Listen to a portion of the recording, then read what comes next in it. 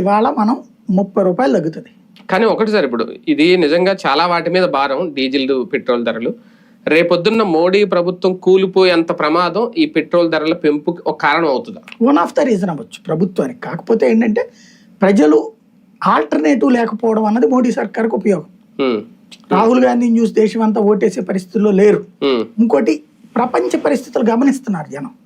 ప్రపంచ పరిస్థితులు గమనిస్తూ వాళ్ళతో పోల్చుకుంటే సంక్షోభం కంట్రోల్ అవుతున్నది మన దగ్గర. అంటే ఇది సంక్షోభంలోంచి బయటపడడానికి మీరు పొదుపు చేయండి, పొదుపు మంత్రం ఒక్కటే అని చెప్పుకొని వెళ్ళడం.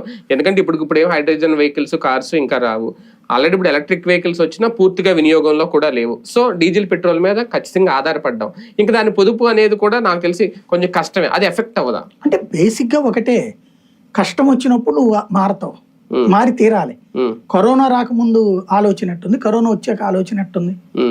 కరోనా రాకముందు అయితే కనుక నా ఇష్టం అన్నది జీవనం. కరోనా వచ్చినప్పుడు రిస్ట్రిక్ట్ అయ్యావు కదా. అలాగే యుద్ధం రాకముందు వేరు, యుద్ధం వచ్చాక వేరు. ఇవాళ రోజున నాకే కనబడుతున్నది గుంటూరు విజయవాడలోనే బోల్డ్ అని 2 వీలర్స్ ఇప్పటికే ఎలక్ట్రిక్ తీసుకున్నారు. అలాగే చాలా సోలార్ పెట్టేసుకున్నారు. కాబట్టి మార్పు వస్తుంది, ఒక్క రోజులో రాకపోవచ్చు. రెండవది ఏంటంటే, నీ చేతిలో డబ్బు లేకపోతే ఏం చేస్తావు నువ్వు? గవర్నమెంట్ కూలుస్తావు, పోనీ ఇంకో గవర్నమెంట్ వస్తుంది, తగ్గిస్తా ఏంటి పెట్రోల్ డీజిల్? అంతర్జాతీయ యుద్ధాన్ని ఆపేస్తాడేంటి రాహుల్ గాంధీ వచ్చి, పోనీ ఒకవేళ లేకపోతే కాక్రోచ్ పార్టీ వచ్చి